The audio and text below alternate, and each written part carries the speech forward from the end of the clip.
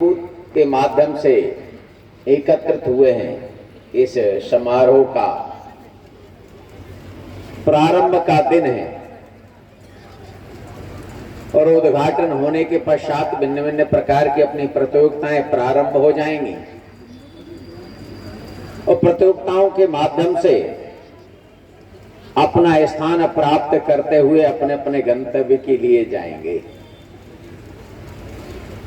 किसी ने कहा है, निर्माणों के पावन युग में हम चरित्र निर्माण न भूलें, स्वार्थ साधना की आंधी में वसुधा का कल्याण न भूलें।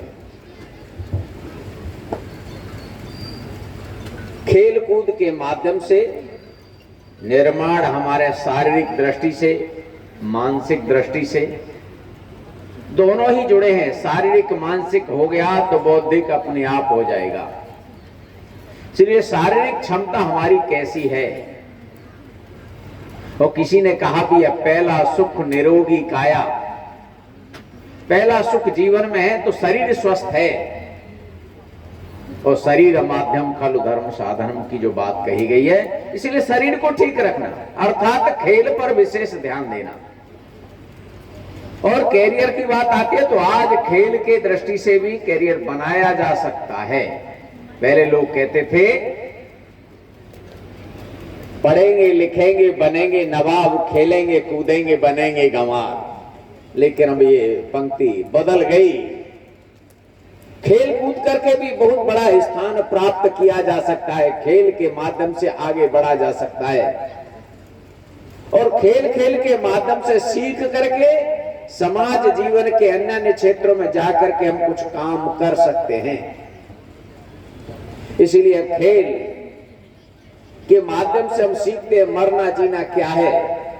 खेल के माध्यम से शारीरिक शक्ति का आकलन करते हैं और विषम परिस्थिति आने के बाद हम वहां पर खड़े होकर के अपनी शारीरिक क्षमताओं के द्वारा उस समस्या का समाधान ढूंढ लेते हैं। तो प्रत्येक भैया बहन से मेरा निवेदन आग्रह है कि आप खेल खेलते समय खेल में शरीर का अनुशासन ये कैसे रह सकता है।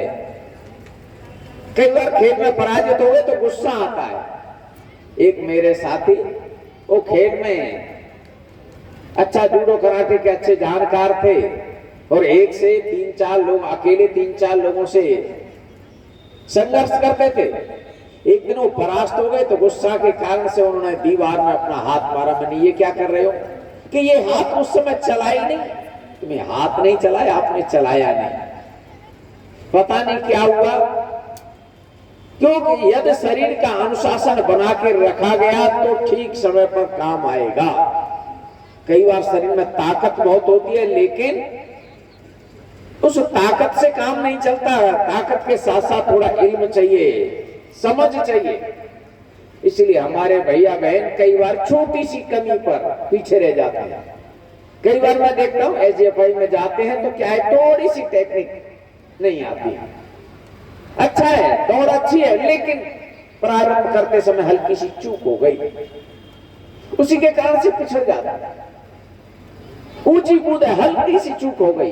वो चूक क्यों होती है, कहां होती है, कैसे होती है, ये ध्यान में अगर हमको आ गया तो हमारी ताकत और ये हमारा तकनीक, ये टेक्निक अगर आ गई तो हमारी क्षमता और अधिक बढ़ जाएगी। इसलिए सभी भैया बहनों से मेरा निवेदन है कि उन बारीकियों का जरूर ध्यान दें। गोला फेंके, चक्का फेंके, फेंकते समय हमारे शरीर की दिशा, हमारे पैरों की स्थिति कैसी। तब कहते हैं वो हमारे आचार्य जी ने तो ऐसा बताया नहीं था, हमको ऐसे कैसे आ गया, ऐसा हो गया। यही समझने का है कि ताकत होने के कारण से हम चक्का दूर फेंक सकते हैं, गोला दूर फेंक सकते हैं, लेकिन पैर की स्थिति क्या है, हाथ की स्थिति क्या है, क्योंकि इसके भी अंक रहते हैं। इसलिए हम इन छोटी छोटी बारीकियों का खेल के साथ ध्यान दें। इसीलिए कहते हैं जोश में होश भी रखना जरूरी है। जोश रहता है, अरे हम तो ये कर लेंगे, हम जीत करके आए अपने प्रांत से, अब क्या हम ये कर लेंगे। नहीं, अच्छी बात है, आपकी क्षमता है, लेकिन और उसको कैसे ठीक कर सकते हैं और उसकी बारीकी कहां हमारी कमजोरी रह सकती है, उसको ठीक करें।